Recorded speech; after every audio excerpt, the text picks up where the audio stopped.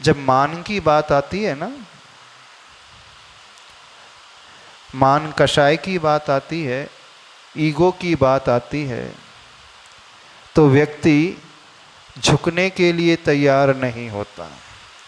जब उसके ईगो को ठेस लगती है तो ही उसे क्रोध उत्पन्न होता है। जब उसका अभिमान इस प्रकार का हो जाता है तो उसे गुस्सा अधिक आने लगता है।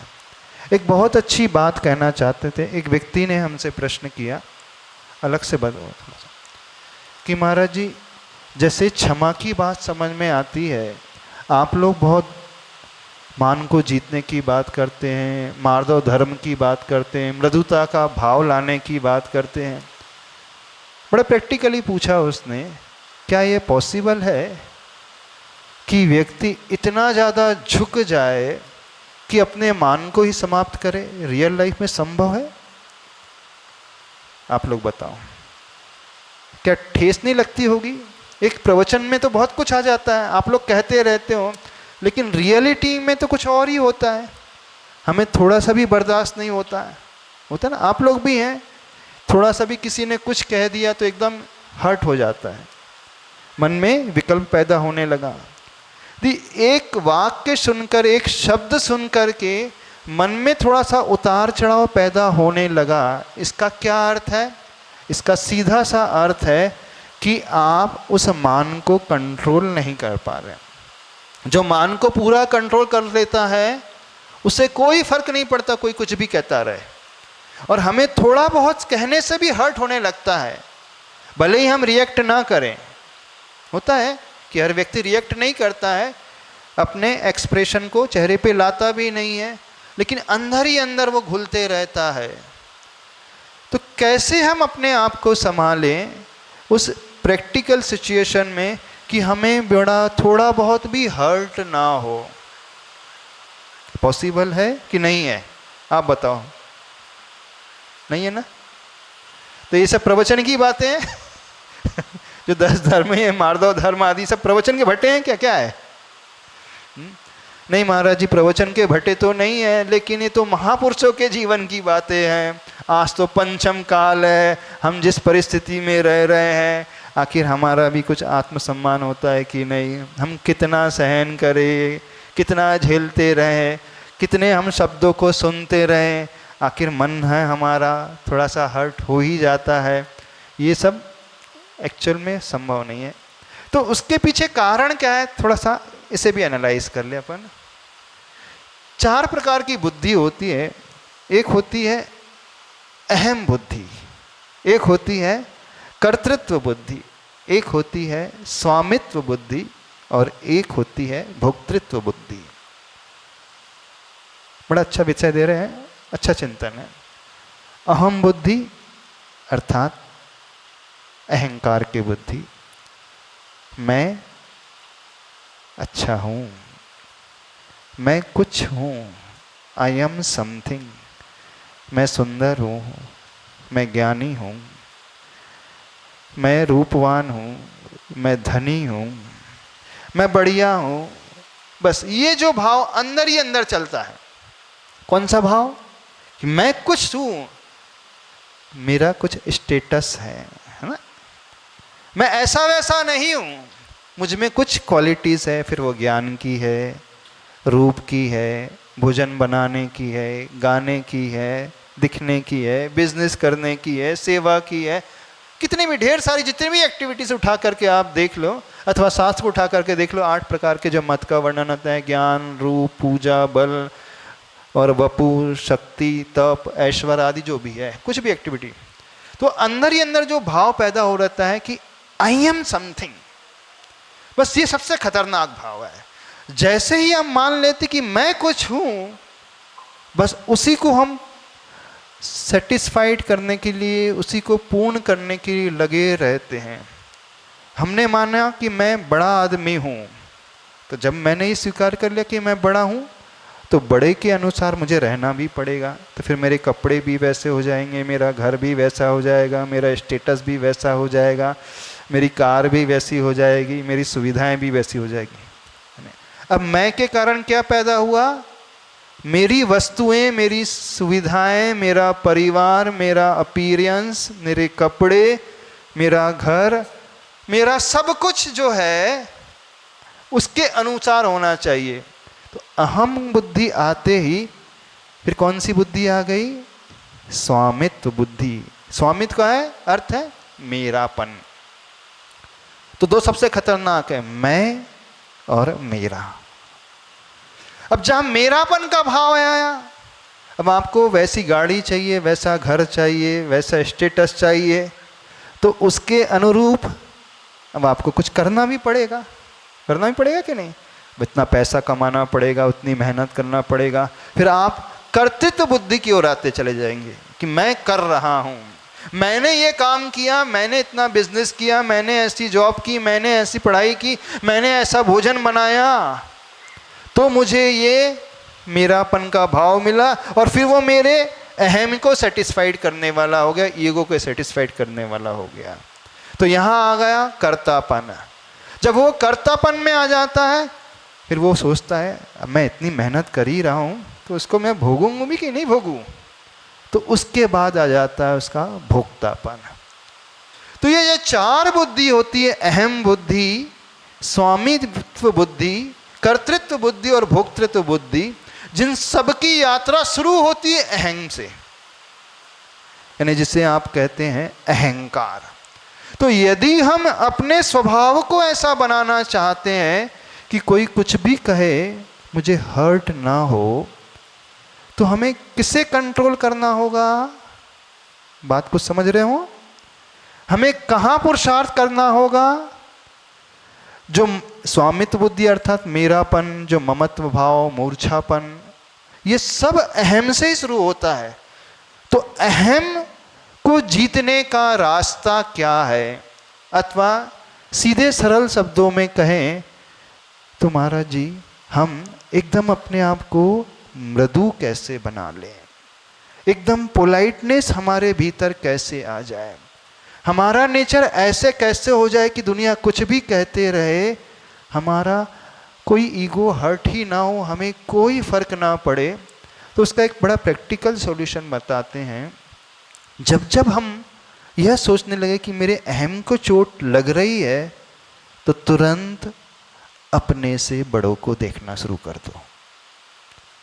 जिस पॉइंट को लेकर के आपका अहंकार फल फूल रहा है, जिस पॉइंट को भी लेकर के, ज्ञान को लेकर के, रूप को लेकर के, अच्छे बोलने को लेकर के, वक्तृत्व कला को लेकर के, पैसे को लेकर के, अथवा आपकी भोजन बनाने की कला को लेकर के, अथवा आपके धर्म की कला को लेकर के, विशेषकर धर्म क्षेत्र में, हाँ आप इतने बड़े उपवास कर लेते हैं, इतने सारे त्याग कर लेते हैं, अथवा दान को लेकर के, XYZ जो भी एक्टिविटी को लेकर के आपका अहम जो है फलता फूलता आपको नजर आ रहा है, और आपको लग रहा है कि मेरा ईगो मुझे झुकने नहीं दे रहा है, अथवा मुझे थोड़ी सी भी बात सुन कर के हर्ट हो जाता है, तो उसे कंट्रोल करने का तरीका है, उन्हें देखें जिनके पास हमसे कई गुना अधिक है, लेकिन वो कितने डाउन टू अर्थ रहते हैं। तीर्थंकर से बड़ा कोई नहीं है, चाहे ज्ञान के क्षेत्र में, रूप के क्षेत्र में, बल के क्षेत्र में, शक्ति के क्षेत्र में, सब क्षेत्र में, सुख के क्षेत्र में। उन्हें देखे सब कुछ होते हुए भी उनकी दृष्टि हमेशा नासा की ओर रहती है, और मेरे पास उनकी तुलना में कुछ है नहीं, और मेरी दृष्टि एकदम चढ़ी रहती है। क्योंकि अहंकारी की दृष्टि थोड़ी सी कैसी होती, आंखें कैसी होती है, अकड़ने की आंखें होती है ना, समझते हो कि नहीं? अकड़न की आंखें, मान की आंखें कैसी होती है, एकदम झुकने को तैयार नहीं होती। तो तुरंत अपनी कंपैरिजन उन महापुरुषों से करें जिनके पास अनंतता को लिए सारी क्वालिटीज हैं, फिर भी वो नासा की ओर दृष्टि किए हुए हैं, और हमारे पास है क्या? तो जैसे ये भाव हमारे भीतर आ जाएगा, तो तुरंत हमारा जो अहम जो फल रहा था एकदम नीचे आ जाएगा। दूसरा तरीका बता रहे, बड़ा प्रैक्टिकल तरीका। एक अभ्यास हर व्यक्ति कोशिश करने दे शुरू करने की, ग्रेटिट्यूड का भाव लाना शुरू करे, आभार का भाव लाना शुरू करे। अर्थात जो भी डे टू डे लाइफ में हम पर कुछ उपकार करते हैं, कुछ भी छोटे से छोटा, उसे थैंक्स कहना शुरू करें, धन्यवाद देना शुरू करें। जैसे ही हम धन्यवाद देने की आदत डालने लगेंगे, क्योंकि धन्यवाद जिसे दिया जा रहा है वह ऊपर उठता है, क्योंकि जो उपकार करने वाला होता है, हमें संभालने वाला होता है, वो बड़ा होता है ना। जिस पर उपकार किया जा रहा है वो छोटा है। यानी उसने हमारी हेल्प की, मदद की, हमें संभाला, तो हमारी ड्यूटी हो जाती है कि हम उसे थैंक्स कहें, धन्यवाद दें। तो आप हर एक्टिविटी को उठा करके देखो, सवेरे से लेकर के शाम तक, जो भी आपके जीवन में बहुत उपयोगी आ रहा है, फिर वो आपका प्यून है, वो आपके लिए अखबार ला करके दे रहा है, आपके लिए सब्जी ला करके दे रहा है, दूध ला करके दे रहा है, आपके घर की सफाई कर रहा है। ठीक है, आप कह सकते हो कि हम उसे सैलरी दे रहे हैं, पगार दे रहे हैं, लेकिन उसने अच्छे से काम किया, उसके लिए थैंक्स कहना शुरू करें। एक हैबिट डालें, प्रकृति को देखें। प्रकृति में हर एक वस्तु जो है हमारी उपकारी है, हर जीव हमारा उपकारी है। वो एकेंद्रीय जीव, पृथ्वी कायिक, जल कायिक, अग्नि कायिक, वायु कायिक, वनस्पति कायिक, यदि वे ना हो तो हम जी सकते हैं। और वो कितना त्याग करते हैं जानते हो, कितना बड़ा बलिदान देते हैं, अपने आप को समाप्त करके हमें जीवन दान देते हैं। जब हम जल पीते हैं तो जल का एक जीव समाप्त हो जाते हैं बेचारे, लेकिन वो हमें जीवन देते हैं। जब हम ऑक्सीजन लेते हैं, श्वास लेते हैं, तो वायु का एक जीव मर जाते हैं, लेकिन वो हमें बचाते हैं।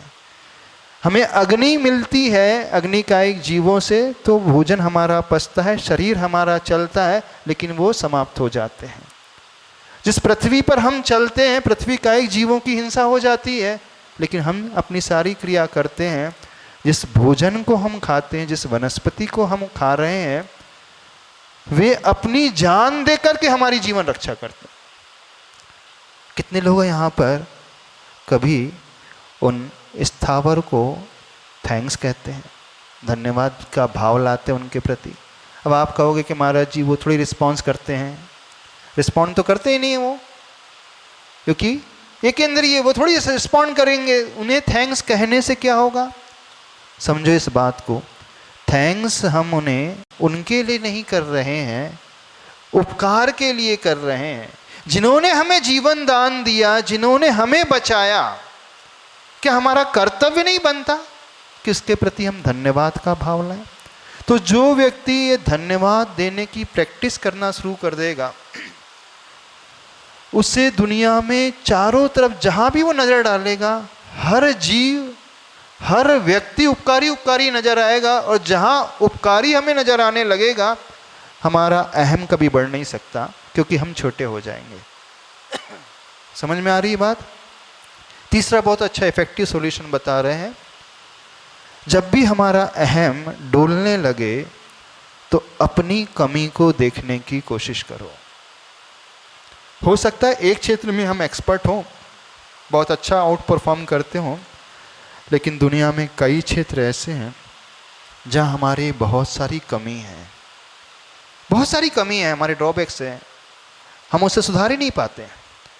तो दृष्टि अपनी कमियों की ओर आते ही हमारा वो अहम का गुब्बारा एकदम पिचक जाएगा, वो फूला नहीं रह सकता। हमें लगने लगेगा, अरे मैं किस पे अहंकार कर रहा हूं। ठीक है, एक अच्छाई है, लेकिन सैकड़ों कमियां हैं मुझ में, पहले मैं उसे ही ठीक कर लूं। दृष्टि आते ही हम बहुत विनयशील हो जाएंगे, बहुत झुक जाएंगे। और जब ये नेचर होता जाएगा, तो कभी अहंकार हमें छू नहीं पाएगा, और हमें कोई भी बात दुनिया की हर्ट बिल्कुल नहीं करेगी। जो महापुरुष होते हैं, बस वो यही कार्य करते हैं। और एक चौथा उपाय बताते हैं, जब भी हमारा मन कुछ कहने लगे कि मैं कुछ तो हूं, वो अंदर ही अंदर गुदगुदी पैदा करता है ना। किसी ने आपकी प्रशंसा कर दी, अथवा आपने दूर से सुन ली, इनडायरेक्ट सुन ली, वो कोई आकर कह देता है कि आपकी वो प्रशंसा कर रहा था, फिर अंदर अंदर कौन सा भाव पैदा होता है? गुदगुदी होने लगती, फूलने लगता ना मन। जब ऐसा अंदर ही अंदर भाव पैदा होने लगे, एक लाइव रोल मॉडल को अपनी लाइफ में रखना, आचार्य भगवान को याद करना। आचार्य भगवान के इतने सारे गुण थे, पर वो कैसे एकदम सरल रहते थे, कभी उन्हें अभिमान नहीं आता था। वो हमेशा अपने गुरु को क्रेडिट देते थे। तो हम उन्हें याद करके जब भी जीवन में हमें सक्सेस मिले, किसी भी क्षेत्र में सफलता मिले, तो हम उस क्रेडिट को अपने से बड़ों को देना सीखें। ये आदत अपने जीवन में अपना लें। क्रेडिट जब जब हम बड़ों को देना सीखना शुरू कर देंगे, अपनाने लगेंगे, कोई हमारी लाख प्रशंसा भी करेगा ना, हमारा मन नहीं फूलेगा। एक बहुत अच्छी बात, जब आचार्य भगवान की पूजा होती थी ना, एक ब्रह्मचारी जी ने पूछ लिया, आचार्य श्री जब हम लोग आपकी पूजा करते हैं, अर्घ्य चढ़ाते हैं, आप गर्दन नीचे करके क्या सोचते हैं? क्योंकि आप तो सब चुपचाप सुनते रहते हैं और कुछ सुनतन चलते रहता है। तो आचार्य भगवान ने कहा था, जब आप लोग हमारी पूजा करते हो, जो जो अर्घ्य चढ़ाते हो, तो हम वो ही अर्घ्य भावों से अपने गुरु के लिए चढ़ा देते हैं, यानी हम अपने गुरु की पूजा करने लगते हैं। क्योंकि पूजा जब होती है व्यक्ति की, प्रशंसा जब होती है व्यक्ति की, और प्रशंसा से वो बच जाए, बहुत बड़ी बात है। किसी को दुनिया में गिराना है अंदर से, बस फुलाते चले जाओ से, तुम बहुत गजब के हो, प्रशंसा करना शुरू कर दो, उसके पास कुछ नहीं भी है, वो कुछ नहीं, किसी के योग्य बन रहेगा नहीं। किसी को भी अंदर से कमजोर करना है, क्वालिटीज नहीं होते हुए भी उसकी प्रशंसा करना शुरू कर दो, वो फूल करके कुप्पा हो जाएगा और किसी लायक बचेगा नहीं। तो एक संसार में सबसे बड़ा एक नियम है, प्रशंसा से बचना बहुत कठिन है। कि fame is the infirmity of the noble mind. महान से महान विद्वान व्यक्ति की सबसे बड़ी कमजोरी होती है प्रशंसा की भूख। तो जब जब कोई हमारी प्रशंसा करने लगे, तो तुरंत हम क्रेडिट अपने से बड़ों को देना सीखे। आचार्य भगवान को देखे बड़े बड़े कार्य हुए, लेकिन हमेशा या तो उन्होंने अपने गुरु को क्रेडिट दिया अथवा सामूहिक लोगों के पुण्य को क्रेडिट दिया। कहते थे आप लोगों का पुण्य था, उसी के कारण ये कार्य हुआ।